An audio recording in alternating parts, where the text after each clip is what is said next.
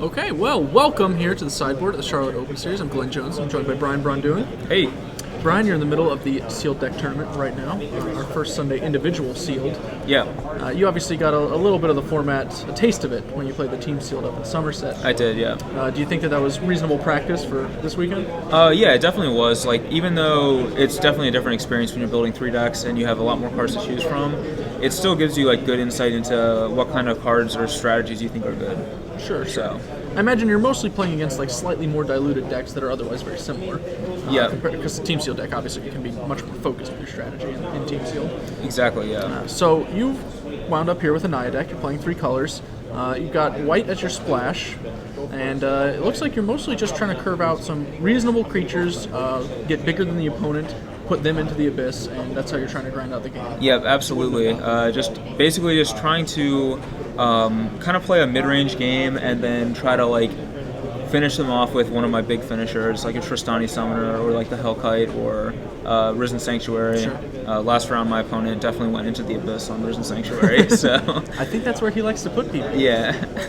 Interestingly enough, you've got access to some Selesnya cards, but in contrast to what we saw in Return to Ravnica, you're not, like a dedicated populate deck or really taking advantage of token synergies. You obviously have, a little bit of populate. You've got your Tristani's Judgment, but beyond that, you're just playing efficient cards that happen to be Selesnya identified. Right, and one of the things, like, the 2 best cards in this deck are actually Bronzebeak Moa and Ivy Lane Denizen, have been by far the best performing cards.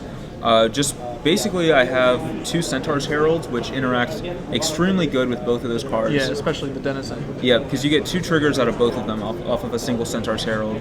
So my game plan has been to just not even cast my Centaur's Heralds until I already have like one of those guys in play. Okay, sure. And with 2 Zerta Druids, I'm usually playing them on turn 3. So.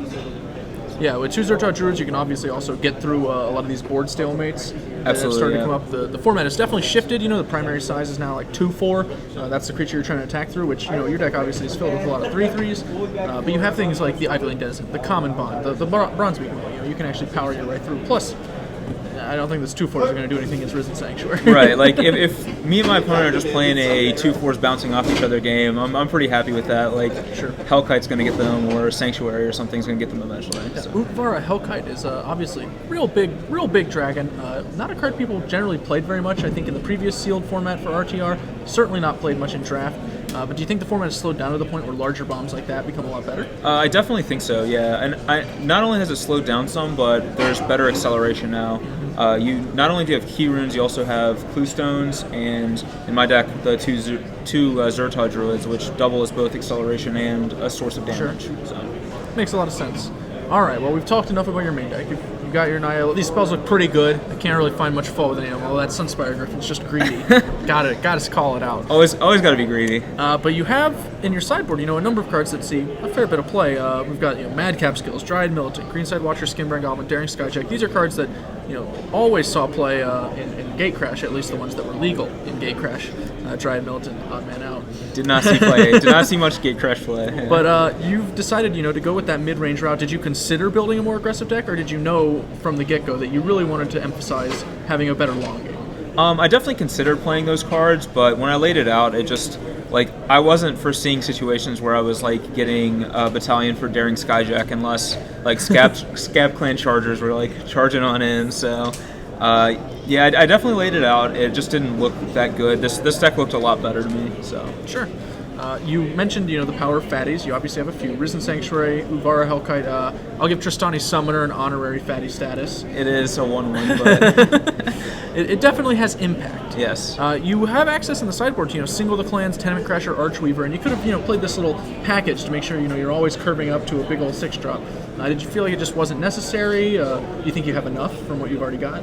Well, Signal of the Clans is a card that I actually generally don't like to play those cards because... what it's going to you're not getting something that you want for sure, you might, but you might also get something that you're not that happy with. And I think the card is fine, but the problem is sometimes you have to spend a turn casting it. And you'd rather just draw the actual card and cast it instead. Sure. So that's my reasoning for not playing it, but I have boarded it in from time to time in certain matchups where, Scab Clan Charger's just like really bad. I'm gonna swap it out for a Signal of the Clans to give me better odds of hitting one of my big creatures. Yeah, when you have creatures like Centaur's Herald, of course, also you definitely have to commit to spending your mana a little bit more, which is gonna make Signal of the Clans certainly weaker. Right. And last but not least, you said that you considered playing Blind Obedience to give your deck a little more reach, which seems kind of a tempting thing in conjunction with Zertot Druid. You can just make all the spells you draw deal 2 damage basically if you got a Druid out. Yeah, I definitely thought about it. Blind Obedience was like in the pile. The reason I decided not to play it is I only have 6 white sources, and I figured a lot of the time I'm just going to have 1 white source in play, and it's a little... I'm not ever going to extort with it, so why am I playing it then? So okay, makes a lot of sense. Now that you've played a few rounds, what's your record? I'm 4-0 right now. 4-0, undefeated. Yep. Would you make any changes in hindsight, or do you like where you landed? Honestly, I'm pretty happy with where this ended up. The only card that I've been unhappy with is Scab Clan Charger, which has basically just been a 2/4 for 4. So maybe that would end up being like the Signal of the Clans or one of the Tenement Crashers, or I have the 6/3 Maze Runner guy, which is basically the same thing. Yeah. I could see Scab Clan Charger being one of those cards. Okay. Well, thank you for joining me, Brian. Good luck in the rest of the tournament. Thank you.